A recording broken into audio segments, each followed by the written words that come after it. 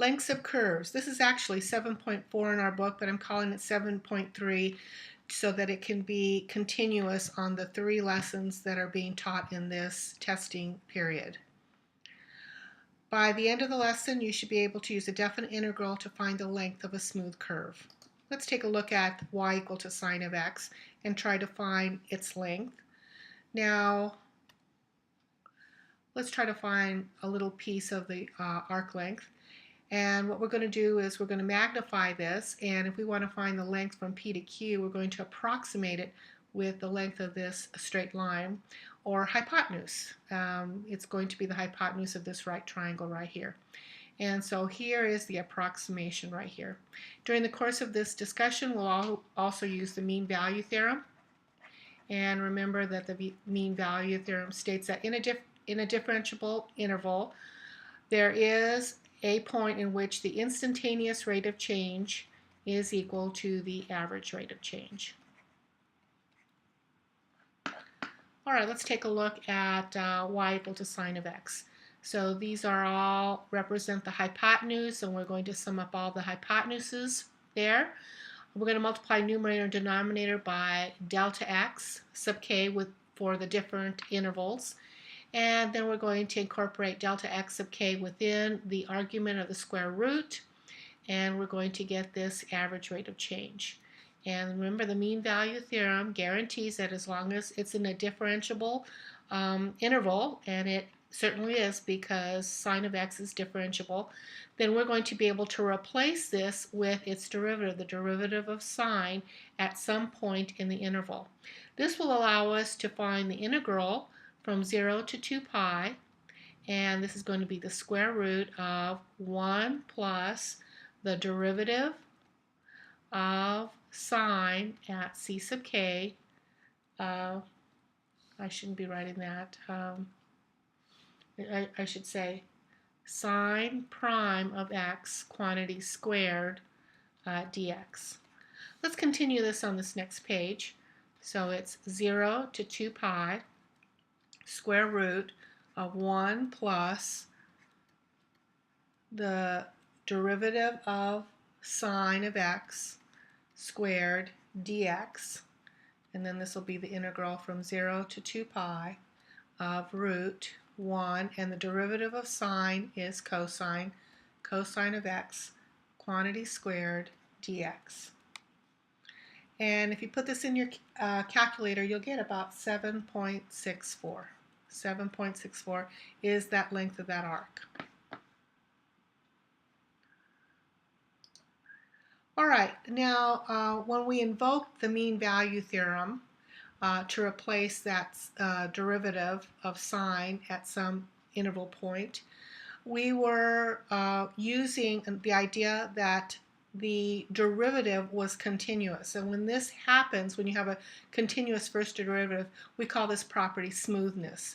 A function with a continuous first derivative is smooth, and its graph is a smooth curve. So once again, running through the things that we did, this was the hypotenuse, and this sum is adding up all the hypotenuses. We went ahead and we introduced that 1, and then we incorporated it into the square root. We took the average rate of change and we substitute the instantaneous rate of change. So this can go for any kind of differentiable function, not just the sine curve. And then we get this. And then with all the summations, it ended up being a definite integral from a to b, where you start the interval to where you end. And we have that. Now you can either use the prime notation for derivative, or you can use the dy dx notation. But that's how we find, this is the formula right here. This is the formula for finding the length of a curve. Now, what if I were to multiply, but instead of delta x over delta x, I were to multiply by delta y over delta y? Then the argument inside the square root will look like this, delta x over delta y, and again we can substitute the average rate of change with the instantaneous rate of change, and then change it to a definite integral. We're going to go from c to d, not a to b, because this is in terms of y, not in terms of x, just to distinguish it. And you can either use the prime notation or you can use the dx dy notation. So we have some flexibility as to how to find the arc length of any curve. All right, let's take a look at finding the exact length of this curve. So here is the function, and we want to go from 0 to 1. Remember that we are going to find the arc length using this formula, a to b, square root of 1 plus dy dx, quantity squared, and then dx. So right here we know we're going to have to find a derivative. So we find the derivative, and after we find the derivative we're going to need to square it. So once we get here, in here it's going to get squared, which we're going to get 8x, and our limits of integration 0 to 1, and we can go ahead and find the antiderivative, and here's the answer. All right, let's take a look at this curve right here, y equal to x to the 1/3 power. There's a problem here because at 0 we have a vertical tangent line, which means that it's not differentiable in the interval.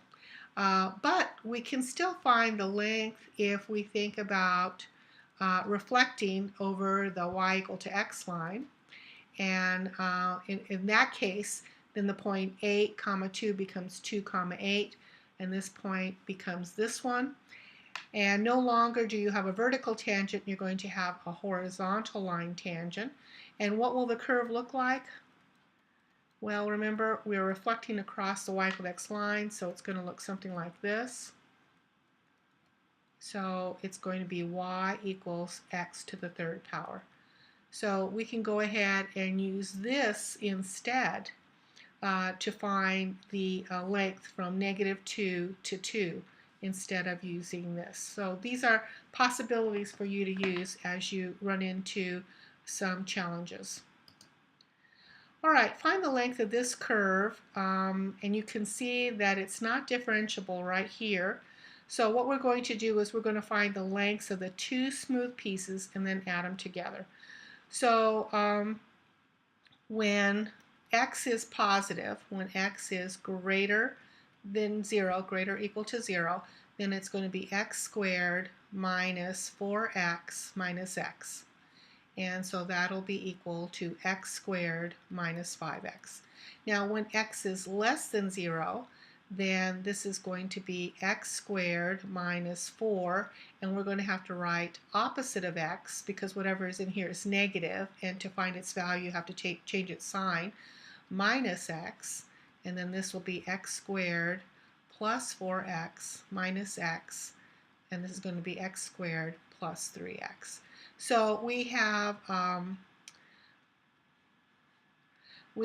two functions that we're looking at here.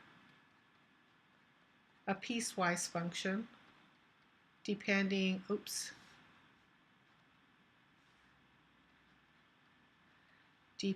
on what the value of x is. And we'll look at this next slide here. And so here we are. These are the values that we came up with. So we're going to have to set up two integrals in which we're finding the arc length, and from -4 to 0, and then we're going to, this comes from the derivative of this being inserted here, and this comes from the derivative of this being inserted in here. And that's the end of the screencast.